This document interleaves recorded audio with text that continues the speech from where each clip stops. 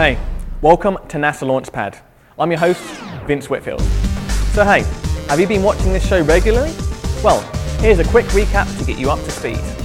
Constellation Program, NASA's new plan to take us to the ISS, the Moon and Mars. Three main parts: the Orion Crew Exploration Vehicle, which obviously carries the crew, the Lunar Lander, which, transports the astronauts from Orion to the surface of the Moon. But before all of that, you've got to get those off the ground, which is where the Ares rockets come in. Ares 5, seen here, is the cargo launch vehicle. And here's the Ares 1, an inline two-stage rocket, which will launch Orion, its service module, and the launch abort system.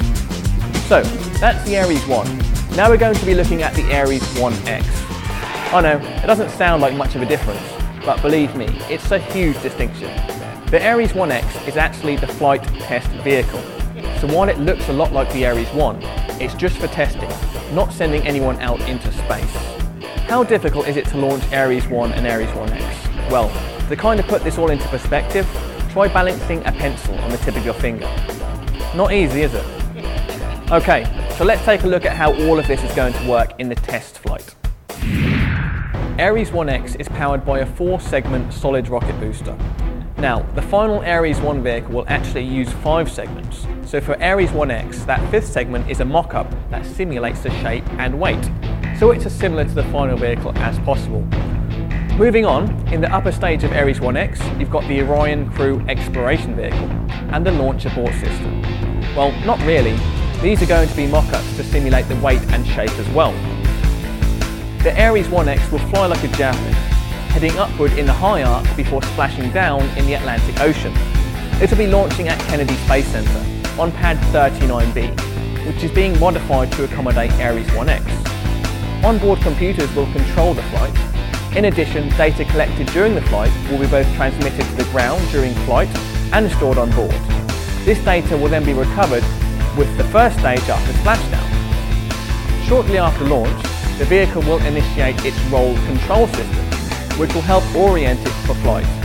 Once in its correct position, the rocket will tend to roll around its direction of forward motion. The roll control system will fire as needed to counteract this roll. Approximately 2 minutes into the flight, when the first or lower stage of Ares 1X is expended, pyrotechnic charges will separate it from the upper stage simulator.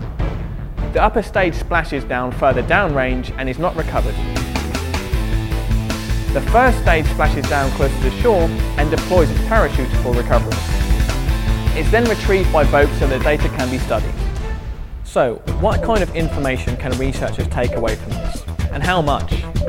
Ares 1X is only in the air for about 2 minutes before the stage separation occurs. Well, check it out. In those first 122 seconds, 149 sensors in the mock-up of the crew module will take 162 measurements. And that's just one small segment of the flight test vehicle.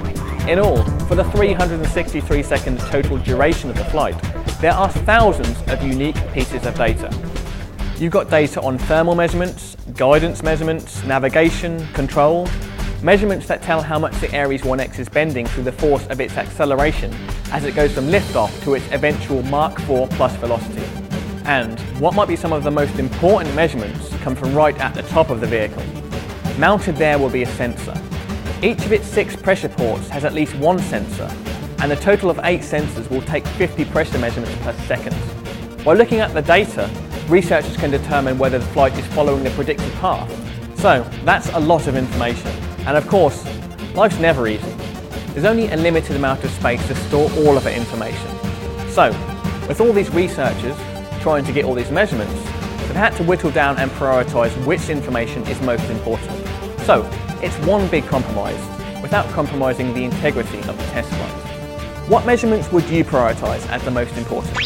Keep thinking about that one, because that's all the time we've got on this episode. Until next time, I'm Vince Whitfield. Thanks for tuning in to NASA Launchpad. Cheers.